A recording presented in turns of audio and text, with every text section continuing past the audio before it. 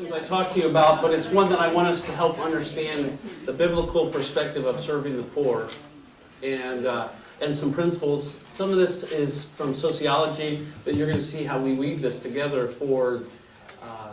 with Scripture.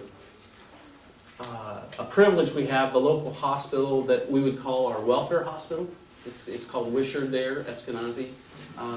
We're now training all of their employees. It'll take us 3 to 5 years to take them through this. The local police department is asking us to train their officers on this.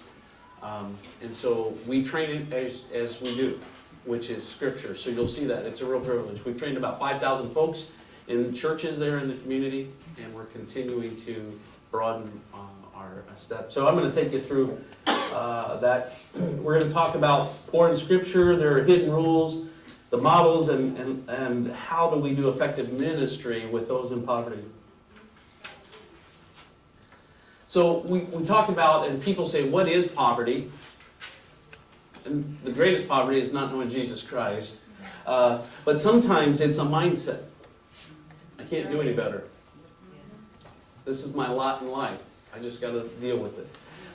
Sometimes there's, and this is a growing need, and I hope you hear this. This is an important thing. The things you do to work with those in poverty that are in generational poverty is dramatically different than situational poverty.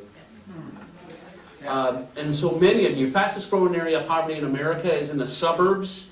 The fastest growing area for hunger is in the rural communities. It's why the General Church and the role that I have there has chosen your district to be one of the 6 that we focus on this next year, because you represent a great snapshot of what most of our churches look like. You have urban, and you have work in the urban. You have suburban, and you have rural. And so we have to develop strategies to deal with all of those. If we believe the primary cause of poverty is a lack of knowledge, we want to educate you. If we think it's oppression by powerful people, we'll work for social justice. If we think it's because of the personal sins of the poor, we just want to evangelize. And if we think it's a lack of material resources, we want to give you those resources. But here's the portrait of the compassion by Jesus. It's a picture of Christ with one hand nailed to the cross, then the other one holding a cup of cold water. That is the holistic view of compassion. And we can't just have one or the other. It's both. Amy Sherman is a friend of our ministry. She's working with one of our staff now to do some things, but she's one of the best writers right now in the theology of the church's role in compassion. If we look at how the Bible describes poverty alleviation, it's dependent on prayer. It includes evangelism. It's multifaceted and it's holistic. It recognizes the dignity of all people. It's highly relational, and believes that the process is equally as important as the end result. And if you're interested, I can send this slideshow to Kyle, and he will make it available to you. That'd be great. Here's an interesting thing. It says, this is from Deuteronomy 14. And so we're going to identify a very important understanding. At the end of every 3 years, bring all the tithes of that year's produce and store it in your towns, so that the Levites, who have no allotment or inheritance of their own, and the aliens, the fatherless, and the widows who live in your towns may come and eat and be satisfied, and so that the Lord your God may bless you in all the work of your hands. Here are 4 categories that God tells us we're to care for. Levites, aliens, fatherless, and widows. Why did God choose those 4 categories?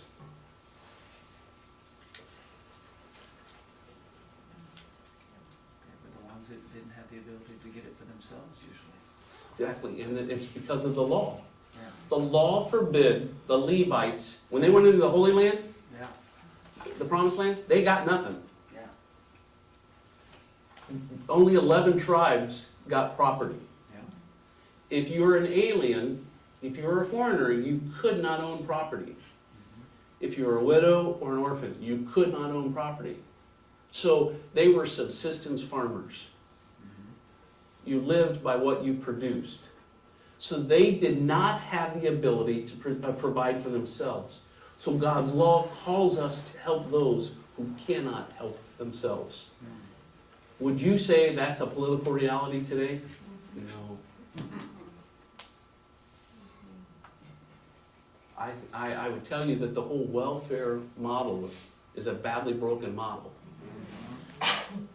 Because it says, oh, you don't have anything, I'll give it to you. And we entrap people into this. That's not the way of compassion for Christ. Unable to provide for themselves.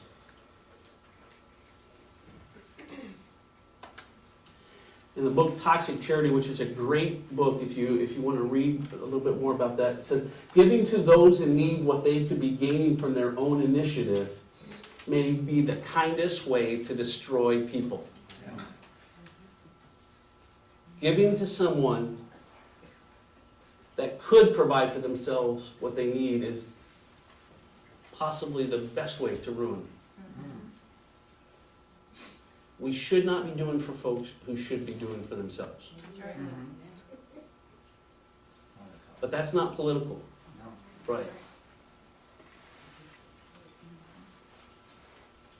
People living in generational poverty can view their situation much differently than do people who are not poor. This can mean that programs designed to serve the poor can have unintended negative consequences. Sometimes those consequences can be very devastating. I was working with some of our state office folks, and they come and bring out a new state program, Medicare, Medicaid, whatever it is, food stamps. And so how do they market it to the poor? We'll put an ad on a bus. That seems to be the most popular way in the inner city to market. And they'll say, well, everyone has a bus in their neighborhood. Yes. Let me read some life-changing things in God's lives. 50% of the neighbors who are English speakers in my neighborhood are illiterate in English. 70 to 80% of my neighbors who are Spanish speakers are illiterate in Spanish. So what's that play out? So let's think of the local elementary school. Now, I know your kids would never do this, but Jeremy would come home from school when he was in elementary, and we'd open the backpack to look in to see what the note was that the teacher sent, and there's a science fair project growing in the bottom of his backpack. And but we would take the note out and read it, right? Because the only way we communicated with the teacher was in notes, right? In Indiana, it's a requirement that every fourth grader get their eyes tested. And those who need glasses, then the school will provide them for them. But the majority of kids who qualified never got the glasses. Why?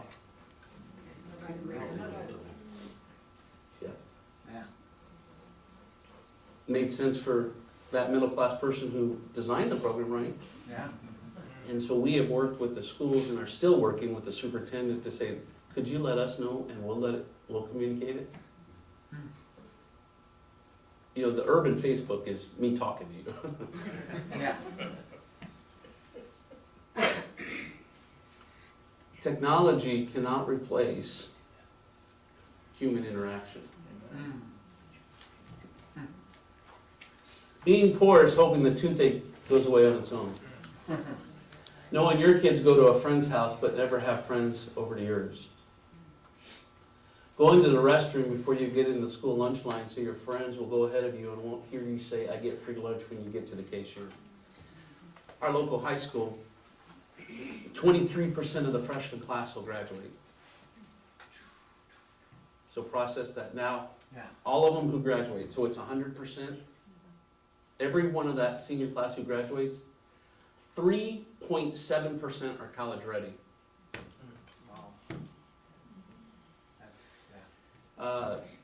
It is devastating to these folks. Has a direct parallel to juvenile crime and all of that. But if you get a free lunch at our local high school, you have a nice bright blue card that you show as you go through. Any of you ever read the book, The Scarlet Letter? These kids live it out every day. Now, they all have IDs with barcodes, so we said to the school, what if we bought a reader for you? and let every kid just scan it, and no one has to know. So far, they haven't figured out how to make that happen. Being poor is coming back to the car with your children in the back seat, clutching that box of Raisin Bran you just bought, and trying to think of a way to make them understand that the box has to last. Being poor is a bathtub you have to empty into the toilet. Being poor is your kid's teacher assuming you don't have any books in your house. Is being $6 short on the electric bill and no way to close the gap. Being poor is people being surprised to discover that you're actually not stupid. Being poor is picking the 10-cent ramen noodles instead of that 12-cent because that's 2 extra packages for every $1. What's the number 1 killer in most inner cities? Health issue? What is it? Malnutrition. High blood pressure. Salty foods. Because everything we feed is canned, high in sodium, or things like ramen noodles. Carbs are a cheap way to fill you up. And so access to healthy food is a real challenge. Being poor is deciding it's all right to base a relationship on shelter. Yeah. Folks, we need to understand that as it relates to those who are being abused. Yeah. Being poor is having to depend on everyone. Being poor is sleeping in the park or in a burned out building. Being poor is having no say. Being poor is never being able to sleep until you're no longer tired. Being poor is people being surprised we're actually not lazy. Being poor is people who have never been poor wondering why you choose to be so. This is from the book When Helping Hurts, another good book to understand the biblical way for us to deal with the poor. It says, the way we act towards the poor often communicates, albeit unintentionally, that we are superior and that they are inferior. In the process, we hurt the poor and ourselves. And here's the clincher. This dynamic is likely to be particularly strong whenever middle to upper class North American Christians try to help the poor. Given these Christians' tendency towards a Western materialistic perspective of the nature of poverty. We define poverty by the lack of money. And so we think that's the solution. We think you have to have certain things. And I'm going to tell you, some of the richest people I know have nothing. Yeah. You take the material definition of poverty plus God complexes of the non-poor. We're the answer, right? Plus the inferiority complex that the poor already have, and it equals harm to both of us. We're the cavalry. We're what the city needs, right? When a youth group will come to our neighborhood, one of the things, or even our summer interns or whatever, I'll say to them, first of all, you didn't bring God in your suitcase. He was already here. And you're going to leave, but he doesn't. Yeah. So this week is as much about you drawing closer to him as it is to you reflecting Christ to our neighbors. What my neighbors need is Jesus Christ, not you. Yeah. So reflect him.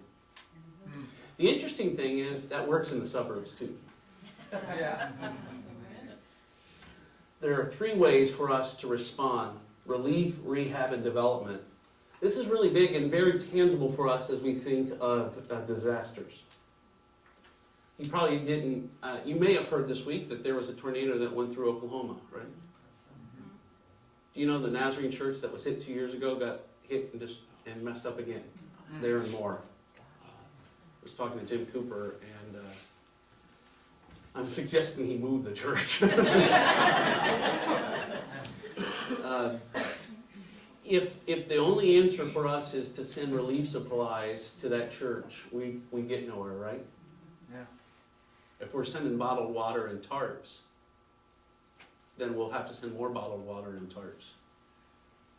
We need to do other things, right? It is in people's lives as well. So we're gonna look at these three things: relief, rehab, and development. Relief work occurs during and immediately following an emergency, and it includes not only life-saving interventions, but also the alleviation of suffering. Pastor Kyle is having a bad week and he runs out of food for his family. Relief is me giving him a bag of groceries. If nothing changes, what's he need next week? A bag of groceries. And then if it's the next week. And so now all of a sudden, what have I done? I forced Pastor Kyle to be dependent on me. And I'm not doing anything to help him provide for himself. Rehab follows and overlaps with the relief phase. Rehabilitative work increases the capacity of a local community, enabling them to better respond to future crises. It seeks to promote projects that restore services or livelihoods to a pre-existing or improved level. So I'm going to get Pastor Kyle GED training. I'm going to help him work on job skills. Because it's overlap. He needs food, so I'm going to give him food, but there's a plan to how do I make him not dependent on me needing him food. Well, he may not be able to be ready to just go do this, so I've got to, how do I help him provide for himself? Does that make sense? Development interventions follow and overlap relief and rehabilitation phases. This is long-term. It seeks to improve the standard of living of a population over many years or decades. Poverty didn't get them there today, and we're not going to microwave the solution. And the church has to be committed to long-term efforts. Two big mistakes. One of the biggest mistakes that North American churches make is applying relief in situations where rehabilitation or development is the appropriate intervention. If I just keep giving you bags of groceries, but do nothing to increase your capacity, I'm not helping you. I'm making you dependent. It's what drug dealers do all the time. I'll get you something, get you addicted, and then I'll have a customer for life. And it makes us feel really good, doesn't it? Let's be honest, this is very seductive for us because people need me then. And I like that. I like feeling needed. And that's a perversion of compassion.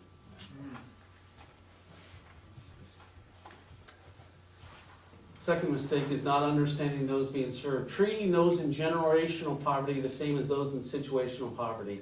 Not understanding the difference can mean we misapply a strategy or skip a step. The fatalism of generational poverty must be broken before betterment or empowerment can occur. I think of a couple. They came to Shepherd, and we were doing really well, and we were a week away from him graduating from a chef school. A week away. We had worked with him for 2 years. He'd been sober for about 5 months. And you know what happened the week before? He got drunk and got kicked out of the program. Why? Because he didn't believe he could handle success. He didn't believe he deserved it. I'm going to tell you, there are many folks that we engage with who do this self-destructive work all the time. And let's go back to John 4. Yes, I know all of that, but I still love you. We see this trap they get into, and they buy the words of the deceiver who say you deserve nothing better. And we have to continue with this model of and message, you're the child of the King.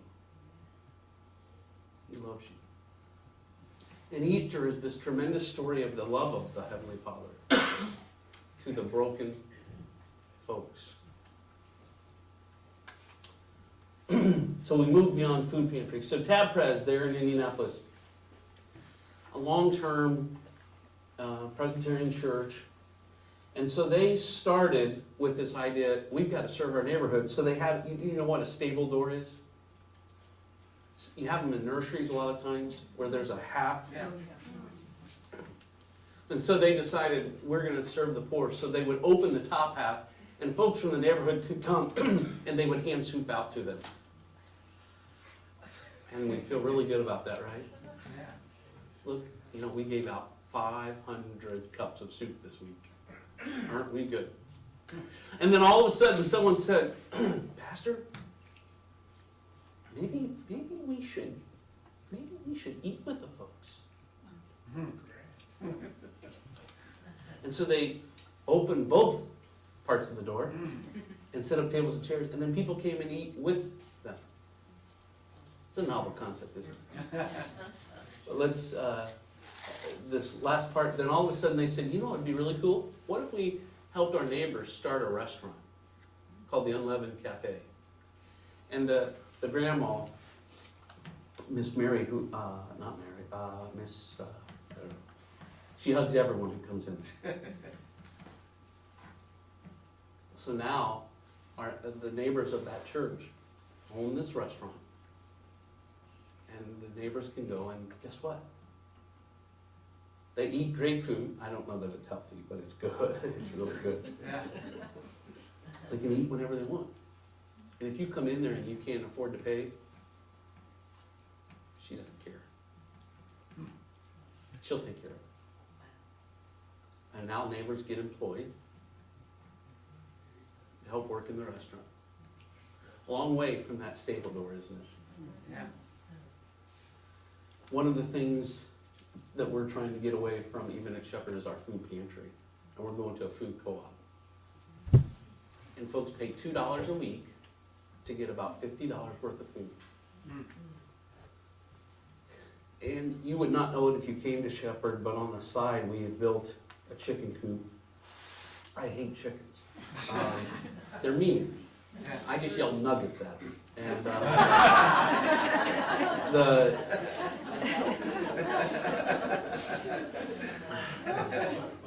they probably don't like me either. You can go out there with the dipping sauce.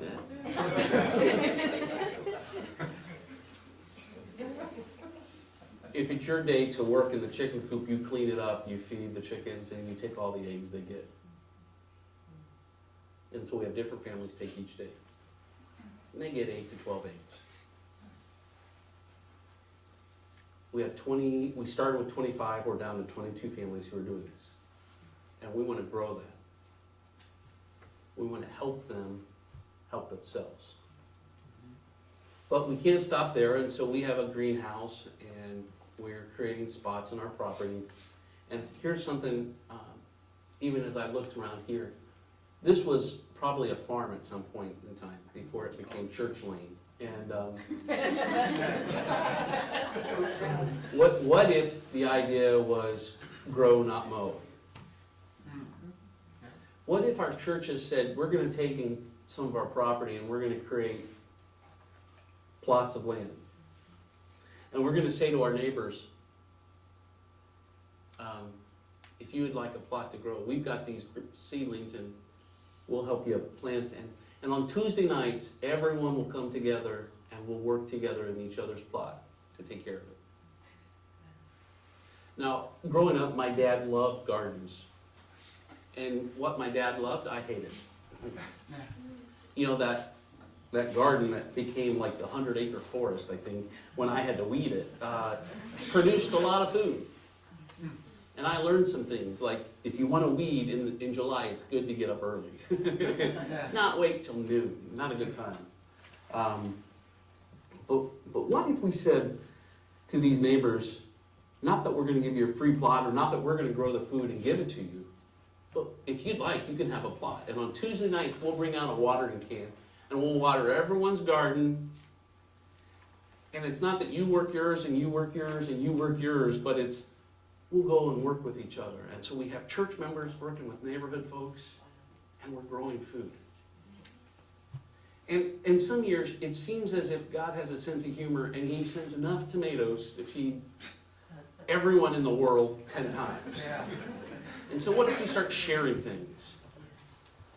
Is this a concept that maybe means that we're living life together? Maybe it's community. Maybe it's discipleship with a hope. Yeah.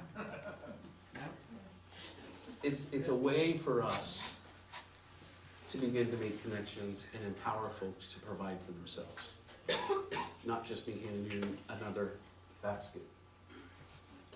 Saws, this is a group that builds, it's two other churches, and they came together. I don't know how, because it's a Presbyterian church and a Methodist church, and so we're sort of the referees there for these two churches. And they yell Calvin, Wesley, back and forth. And so what they would do is they would come in and they would say, we'll build the ramp for whoever needs it. And so one of the young mothers in our program had been hit by a drunk driver and she lost her legs, and so they were helping build this for him. And so they would do everything for him, and we said, you really shouldn't do that, because that person that you're building around for should have a part to play. And we said, why don't you let them fix your lunch? And they're like, oh no, we can't have to fix this lunch. And why would, I feel so bad. Oh, I feel sorry for them, right? And instead, what they now say is, okay, you're responsible for lunch for our crew, and we'll have 10 folks out there, and it's going to take 2 days, so we need you to fix lunch for 2 days. And guess what the people said? Great. Yeah. Because we just said to you, you have something to give. And if you are a creation of the great God of the universe, He didn't make a mistake with you, but He blessed you with something. And so now they help fix the food and serve it to the guys, even if they're in a wheelchair. So let me talk to you about our Christmas store. We would have this Christmas program, and kids would come and they would jump up on Santa's lap and he'd give them a gift, and we were sitting there going, oh, I feel so good. Look at these kids, they're so happy, and the parents are going. And it became personal. My wife's brother, his name's Mark, he didn't get married till later in life, but when our kids were young, he would buy them a ton of gifts. Jeremy and Jenna and Jill loved Christmas with Mark. And he would buy them like 15 or 20 gifts. Now, I was telling two things. One, buy me something. But two, don't outdo me. I'm the dad. Because I really didn't look forward to Christmas with Mark. Because my kids were never without, but I wasn't buying them 15 or 20 gifts. I didn't have the ability to do that. But yet, every year at Christmas, Shepherd Community did the same thing to our neighbors. So we move forward to today, and what happens each year at Christmas is we have a store. And the parents pay a little bit of money, and they get to come shop and get all these gifts for their kids, all new. Hats, gloves, socks, underwear. We have the pink room, the Barbie room. It is every Barbie known to mankind. And so this last year we did about 2,000 kids would have gotten gifts. But the kids never know that we're part of it. Because the parents show up, the grandma shows up, whoever they're living with shows up, and they're taken through with a volunteer. And we generally try to make sure it's a volunteer who's part of our local church. And so I'm taking this bag with you, and we're picking out new toys, hats, gloves, socks, underwear. The kids are really excited about the socks and underwear. They just look forward to that gift. And so they're going to end up with about $75, $80 worth of gifts for each of their kids. And they pay something like $2 each. And so they're going through, and then at the end we have volunteers there to help them wrap the gifts. I mean, gift bags were made for me. I have no idea how to make it even out. It's like, if I can just get it shut and some duct tape, it's fine. But then at the end, you know what they write? They write from mom or dad. Or from grandma. Not from Shepherd Community. And so what do you think the parents leave feeling? I've just provided for my kids. That's an empowering way. But we also then have a church member who's shopping with you and says, hey, if you don't have a church, we'd love to have you come. Now, which time do you think they're more interested in being in community? When I've just given your kid all this stuff and I'm feeling good and you're feeling humiliated? Or when you just felt empowered to touch them? To be able to minister to your own kids? The root causes a person's problems and ask, how could the church help these people address the root causes? Ask whether the need of the participant may offer a bridge to other dimensions of ministry to address the spiritual, physical, educational, relational, emotional, or economic needs. Jesus did this consistently. There's a paralyzed guy next to the pool, and he uses that as an opportunity to bridge into the spiritual needs. This lady who needed community, who felt rejected by society, he used that to move into her spiritual needs and then into a community transformation. Yeah. They're all about connections. This one is a really important thing, and I'm going to read it exactly because I think it's one of the most important slides. Give once and you elicit appreciation. Give twice and you create anticipation. Give 3 times and you create expectation. Give 4 times and it becomes entitlement. Give 5 times and you've established dependency.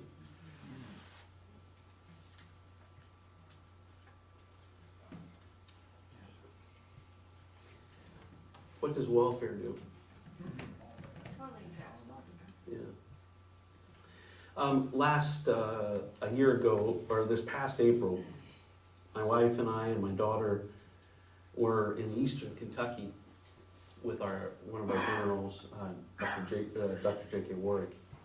And we stood on the porch. How many of you have ever seen the photo of Lyndon Johnson declaring the war on poverty? He stood on a porch in Turkey Creek, Kentucky, with Tom Fletcher and Tom Fletcher's kids. In 50 years to the week, we stood on that same porch. And if you Google Martin County, Kentucky, you'll see a picture of this today that my daughter took. And there we are with a couple of the pastors, with the then district superintendent, and Dr. Warwick and myself. And we're talking to Tom Fletcher's son, Calvin. And we're standing on the same porch. And there's still no running water. And there's still no electricity. And he says, you know, government promised us a lot. Could the church do something?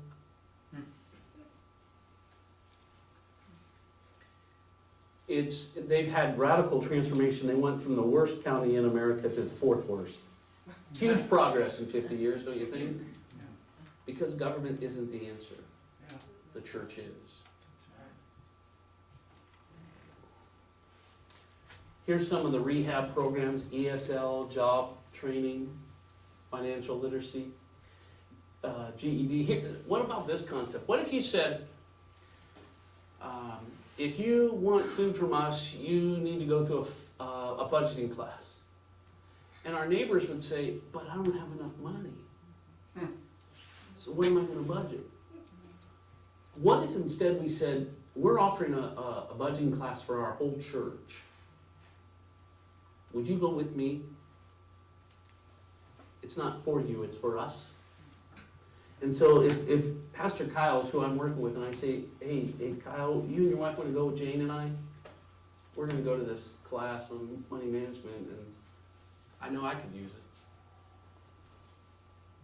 And then afterwards, we go to McDonald's for coffee, and Kyle said, gee, I didn't understand this. Because in poverty, Kyle's not going to go, what's a debit? What's a credit? Yeah. Right? He's not empowered to do that. But in relationship, we can do it. So what if we did ministry together? Mm-hmm. It's ministry with, not ministry to. Mm-hmm. Development initiatives include affordable housing, entrepreneurship, healthcare innovations, alternatives to payday lending. Oh, man. Hate those things. IDA. John McKnight, a researcher out of Northwest University, has this asset-based approaches to poverty alleviation.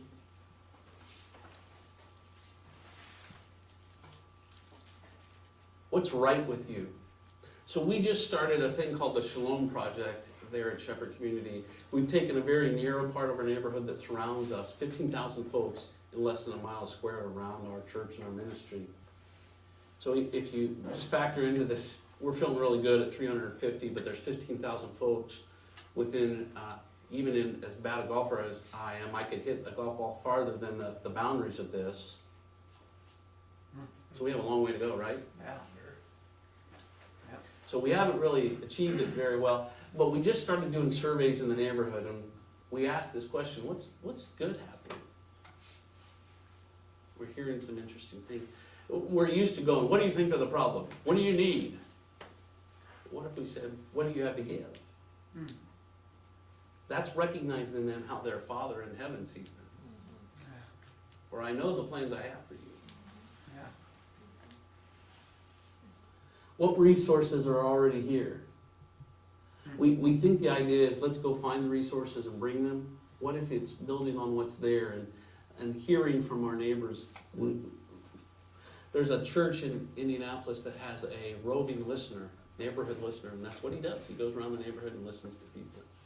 When you go into homeless camps, we go into homeless camps each week, and some of our staff does, and volunteers and members of our church. And here's the number one thing they'll tell you when you go into the camp. Don't bring me anything. I don't need anything. Don't dump a bunch of trash on us and feel good about it. Would you just come and listen to me? I want to be heard. Yeah. Desire a relationship. I've got all the stuff I need. I just want you a friend. So what if we begin to hear and say, what is it that's already here that we can build on? The 4 elements of ABCD, the asset-based community development. Identify and mobilize the capabilities, skills, and resources that are in the community. Look for resources and solutions to come from within the individual or community, not from outside. Seek to build and rebuild the relationships among local individuals, associations, churches, businesses, school, and government. And only bring in outside resources when it is asked for and local resources are insufficient to solve the pressing needs. Sometimes in disasters, we'll fill up a box truck and send it full of supplies when it might have been more effective to buy stuff there locally, right? Helps the local businesses, helps them recover too. The oaks of righteousness, the Spirit of the Sovereign Lord is on me because the Lord has anointed me to proclaim good news to the poor. He has sent me to bind up the brokenhearted, to proclaim freedom for the captives and release from darkness for the prisoners, to proclaim the year of the Lord's favor and the day of vengeance of our God, to comfort all who mourn and provide for those who grieve in Zion, to bestow on them not welfare but a crown of beauty instead of ashes, the oil of joy instead of mourning, and a garment of praise instead of a spirit of despair. They will be called oaks of righteousness, a replanting of the Lord for the display of his splendor. They will rebuild the ancient ruins and restore the places long devastated. They will renew the ruined cities that have been devastated for generations.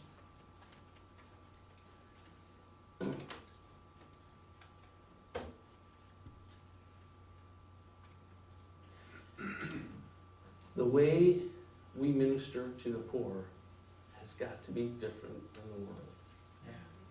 In this session that we've just gone through, so let me talk to you in some examples. Food, we all like it, right?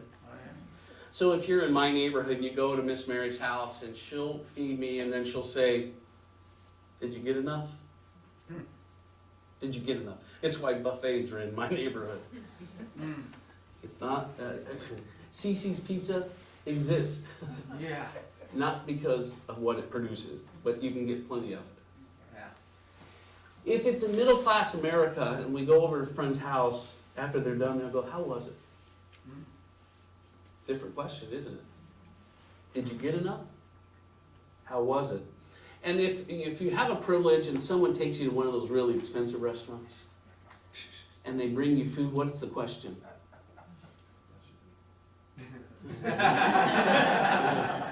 That's if you're paid. Yeah. They'll come up and they'll go, "How's it look?" Yeah.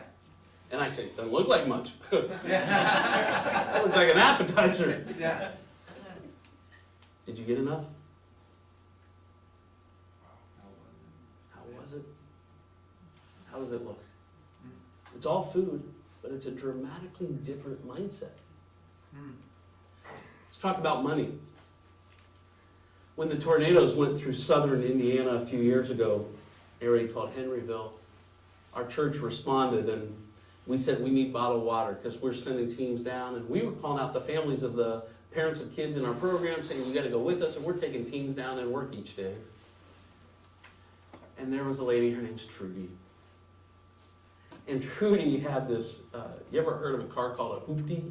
Yep, this is Trudy's car. Duct tape, wire, I think everything was holding that car together. And she shows up at church, and her car is full. Every open spot was full of bottled water. Because money is to be used. And someone had a need, so Trudy went and spent all her money on bottled water. Now, next week, Trudy had a problem. She had to pay rent. Trudy didn't think about next week, because right now, there was a need and she needed to respond. Because money is something to be used. Middle-class America, we're trained to do what with money? Save it. Yeah. Those who are very wealthy are to invest it. Yeah. It's all money, but a much different perspective on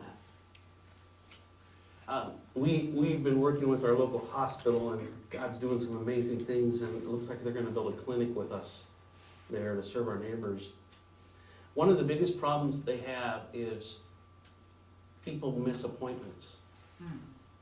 Why do those in poverty miss their doctor's appointments? Transportation. Why would you go to the doctor if you're not sick? Yeah. Now, if I'm sick, I go, but why would I go otherwise? Now, how many of you plan out your doctor's appointments ahead of time? Well checkups? Yeah. Why would you do that? Why do I go to the dentist on Monday to have a cleaning and let some guy who I like, but I don't like him sticking his hands in my mouth if my tooth isn't hurting? And then you go to the wealthy where they pay a doctor to be on call 24 hours a day, to have access anytime. It's all health care, but we view it differently. You know, one of the issues and challenges we have sometimes in third world areas, but we've sure had this issue down in Appalachia, as your church is responding in exciting ways and wrestling with this issue of Appalachian poverty and the church's response to it. If I went up to you and said, I'm here to renovate your home, see, there's nothing wrong with my home. Yeah. And you look at it and you go, the back end's falling off. There's a hole in your kitchen floor and I can see the dirt. My home's fine. And so at times we begin to diagnose for others what it is. And there was one that I had to learn to deal with our Hispanic neighbors. And it's this: why do you need a refrigerator? Our culture demands it, right? Yeah. Matter of fact, in Indiana, if they were to come into your home, if Children's Services was, and you don't have a refrigerator, they'll take the kids. But our neighbors, our Hispanic neighbors, don't know why you need a refrigerator. Yeah. Because culturally, what do you do every day? Food, yeah. You go to the bodega, and you buy what you need that day. Why would you store stuff up? It's a mindset difference. And so my whole point in this is that many times you and I look at situations, and we think that we know what's best. But it's based on our own upbringing. It's based on you all think that the Cardinals are the best team. That's based on where you live. Oh.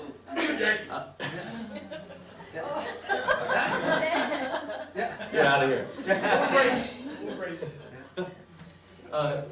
These things that we think make sense don't always make sense for others. And so we can't presuppose that. Does that make sense? Okay, so here's what I want to transition into as the last phase. So the question, do we want to take another break or do we want to keep going? Keep going, keep. Okay, we're going to keep going.